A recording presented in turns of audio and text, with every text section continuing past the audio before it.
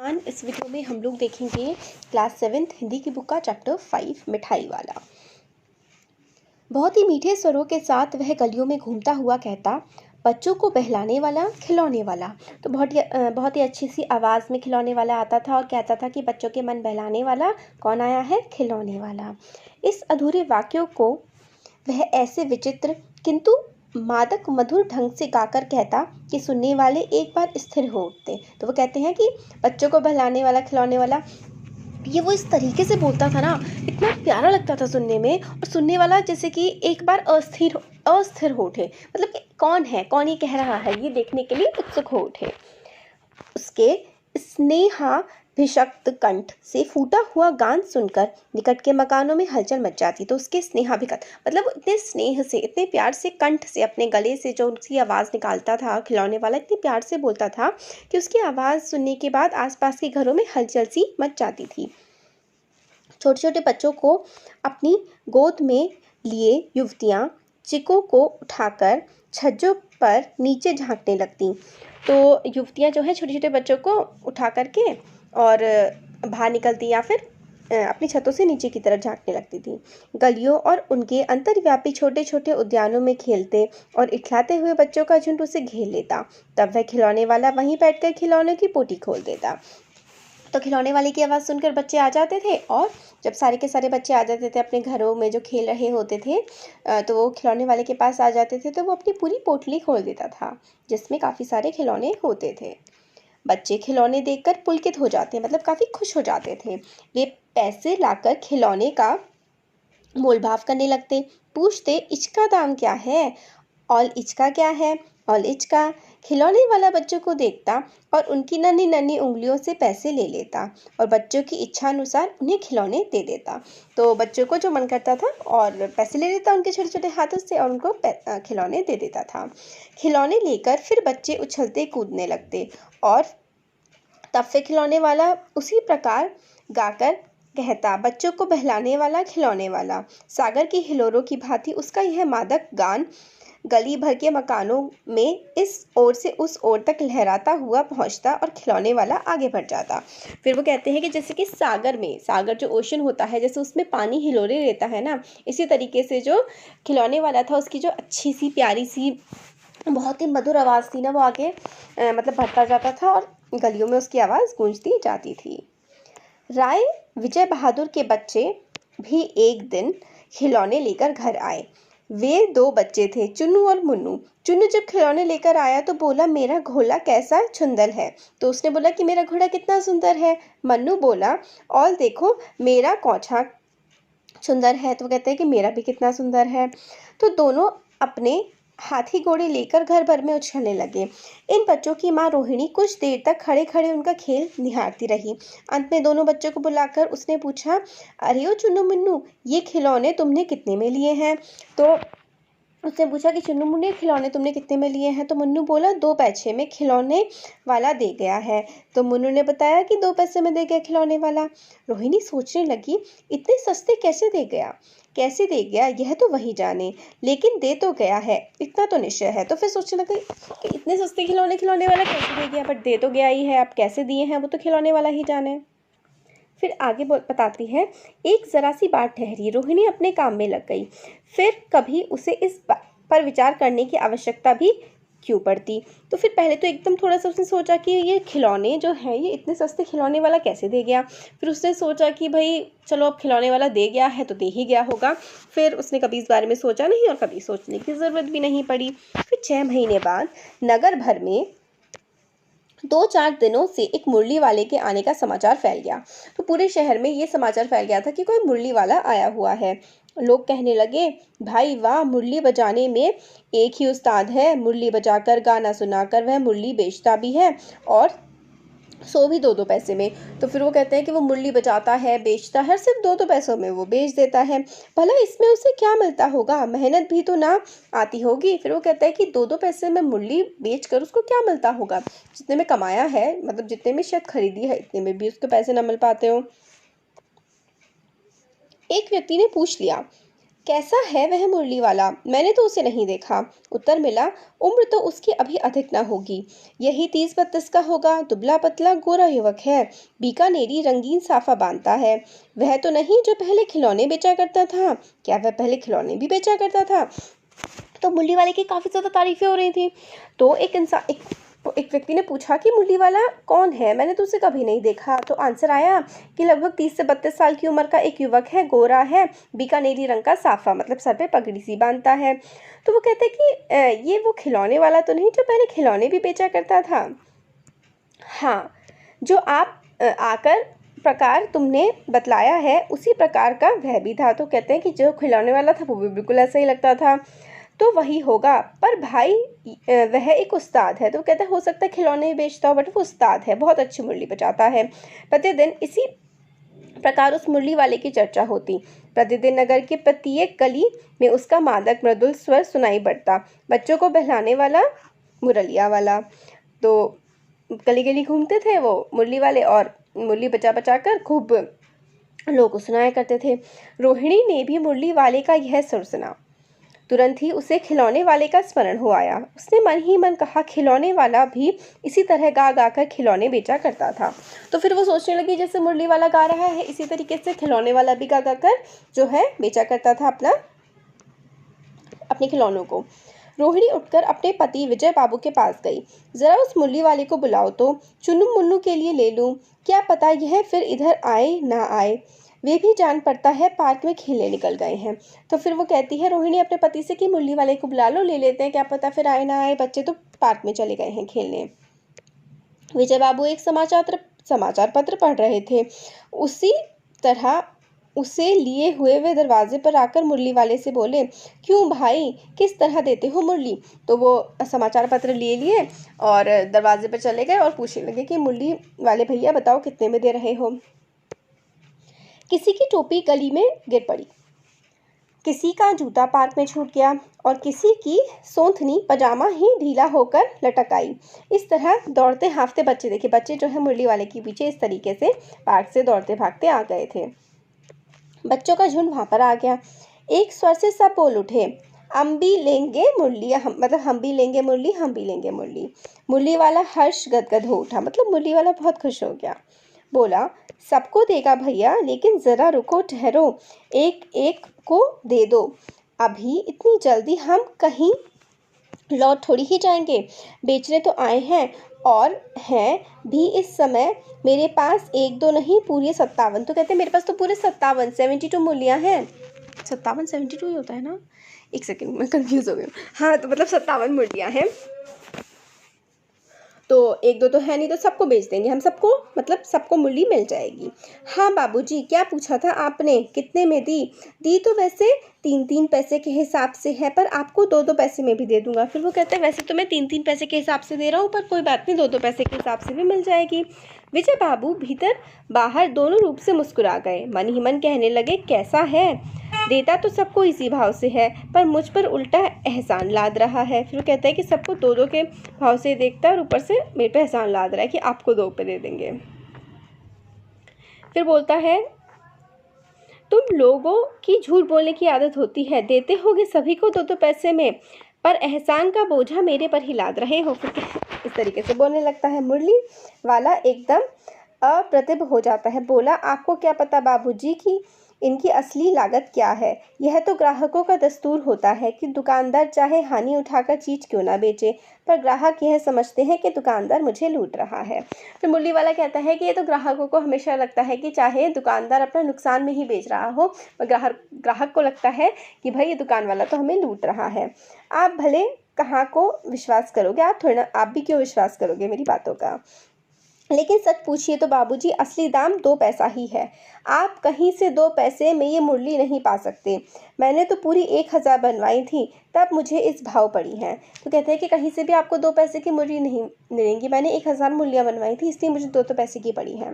विजय बाबू बोले, अच्छा, मुझे ज़्यादा वक्त नहीं, जल्दी से 2 ठो निकाल दो। तो 2 ठो निकाल दो, थोड़ी सी कुछ कहीं कहीं जगह की लैंग्वेज होती है कि 2 निकाल दो। 2 मूलियाँ लेकर विजय बाबू फिर मकान के भीतर आ गए। मुरली वाला देर तक उन बच्चों के झुंड में मूलियाँ बेचता रहा। उसके पास कई रंग की मूलियाँ थीं। बच्चे जो रंग पसंद करते मुरली वाला उस रंग की मुरली निकाल देता।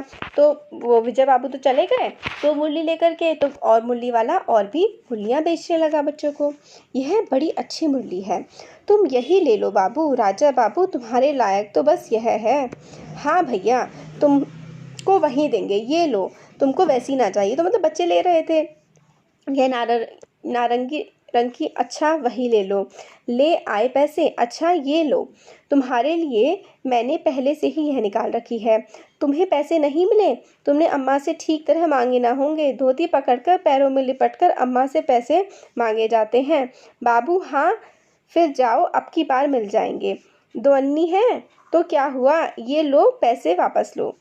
ठीक हो गया ना हिसाब, पैसे मिल गए। देखो मैंने तरकीब बताई। अच्छा अब तो देखिए क्या है ना, ये जो कन्वर्सेशन है ना, आप लोग को मतलब अजीब सा लग रहा होगा, थोड़ा कंफ्यूजिंग सा, क्योंकि ये ना बच्चों की बात चल रही है। मुरली वाला कहता है अच्छा ये वाला कलर नहीं निकाल दूँ, ये वाला कलर निकाल दूँ। फिर एक बच्चा कहता है कि माँ ने पैसे नहीं दिए, तो मुरली वाला कहता है कि माँ की साड़ी खींच खींच कर पैर में पड़ कर के पैसे मांगे जाते हैं। फिर 2 अट्ठन्नी मिल गई, तो कहते हैं यही तरकीब होती है पैसे लाने की माँ से। तो इस तरीके की बातें कर रहे होते हैं। तुम्हारी माँ के पास पैसे नहीं हैं, अच्छा तुम भी यह लो। अच्छा तो अब मैं चलता हूँ। तो मतलब बिना पैसों के भी वो बच्चों को दे जाया करता था खिलौने या मुरली। इस तरह मुरली वाला फिर आगे बढ़ गया। आज रोहिणी अपने मकान में बैठी मुरली वाले की बातें सुन रही थी। आज भी उसने अनुभव किया, बच्चों के साथ इतने प्यार से बातें करने वाला फेरी वाला पहले कभी नहीं आया। फिर वह सौदा भी कैसा सस्ता बेचता है, भला आदमी जान पड़ता है।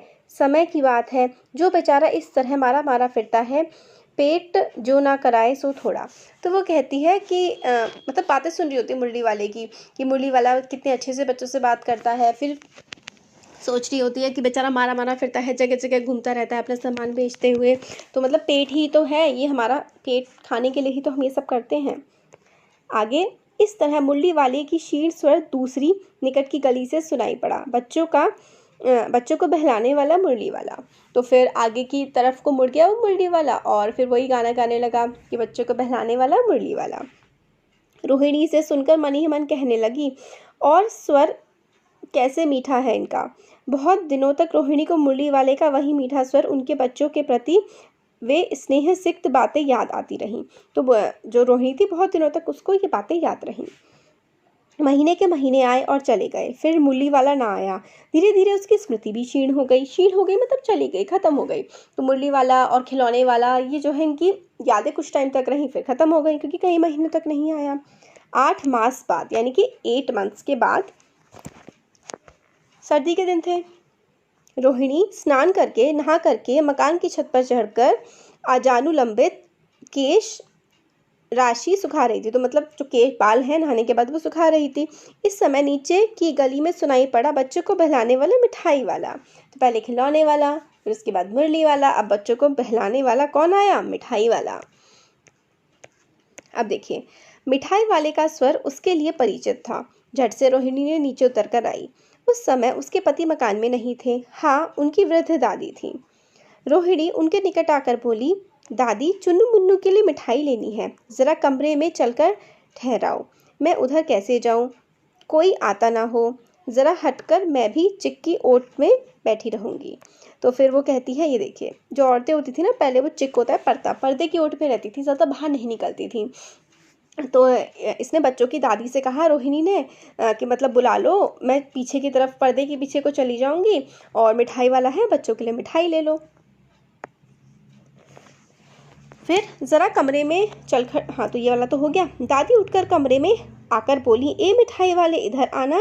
मिठाई वाला निकट आ गया, बोला, कितनी मिठाई दूँ माँ, ये नए तरीके की मिठाइयाँ हैं, रंग बिरंगी, कुछ कुछ खट्टी, कुछ कुछ मीठी, जायकेदार, बड़ी देर तक मुंह में टिकती हैं, जल्दी नहीं घुलती। तो मिठाई के बारे में बताने लगा मिठाई वाला, कुछ खट्टी मीठी, बहुत देर तक मुँह में टिकती हैं, घुलती नहीं है जल्दी से, बच्चे बड़े चाव से चूसते हैं, इन गुणों के सिवा ये खांसी भी दूर करती है। कितनी दूँ, चटपटी गोल पहलदार गोलियां हैं, पैसे की 16 देता हूँ, तो 1 पैसे में 16 दे दूंगा। इस तरीके की बातें वो बोलने लगता है। दादी बोली, 16 तो बहुत कम होती हैं, भला 25 तो देते। मिठाई वाला, नहीं दादी, अधिक नहीं दे सकता, इतना भी देता हूँ, यह अब मैं तुम्हें क्या, खैर मैं अधिक ना दे सकूँगा। तो कहते हैं कि इससे ज़्यादा तो मैं नहीं दे पाऊँगा। रोहिणी दादी के पास ही थी। बोली, दादी फिर भी काफ़ी सस्ती दे रहा है, 4 पैसे की ले लो, यह पैसे रहे। तो फिर वो कहती है कि दादी फिर भी काफ़ी सस्ती ही दे रहा है और 4 पैसे की ले लो बच्चों के लिए। मिठाई वाला मिठाइयाँ गिनने लगा। 2 4 की दे दो। अच्छा 25 नहीं 20 दे दो। अरे हाँ, मैं बूढ़ी हुई, मोल भाव अब मुझे ज़्यादा करना आता भी नहीं। तो कहते अच्छा 25 नहीं देनी तो 20 तो दे दो 16 की जगह, मैं बूढ़ी हो गई, ज़्यादा मोल भाव नहीं आता मुझे। ये कहते हुए दादी के पोपले मुंह से ज़रा सी मुस्कुराहट फूट पड़ी। तो मुस्कुराने लगी फिर दादी ये बोल के। रोहिणी ने दादी से कहा, दादी इनसे पूछो तुम इस शहर में और भी कभी आए थे या पहली बार आए हो? यहाँ के निवासी तो तुम हो नहीं। तो फिर वो कहती है रोहिणी कि इनसे पूछो कि पहले भी आए हैं या मतलब पहली बार आए हैं या यहाँ के शहर के तो है नहीं रहने वाले। दादी ने इस कथन को दोहराने की चेष्टा की कि मिठाई वाले ने उत्तर दिया, पहली बार नहीं, मैं कई बार आ चुका हूँ यहाँ पर। रोहिणी चिक की आड़ से ही बोली, पर्दे के पीछे से ही बोली, पहले यही मिठाई बेचने आए हुए थे और कोई चीज़ लेकर आए थे क्या? तो वो कहते हैं कि पहले मिठाई ही लेकर के आए थे या कुछ और लेकर के आए थे? तो मिठाई वाला हर्ष, संशय, विस्मय आदि भावों में डूबकर बोला, इससे पहले मुरली लेकर आया था, उससे पहले खिलौने। तो फिर वो बताता है कि मैं इससे पहले जो है मुरली लाया था, फिर उससे पहले खिलौने लाया था। रोहिणी का अनुमान ठीक निकला। अब तो वह उससे और भी कुछ बातें पूछने के लिए अस्थिर हो उठी।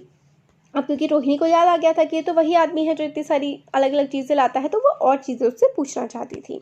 वह बोली, इन व्यवसायों में तुम्हें भला क्या मिलता होगा? तो जो व्यापार तुम करते हो इनसे तुम्हें क्या फ़ायदा होता होगा?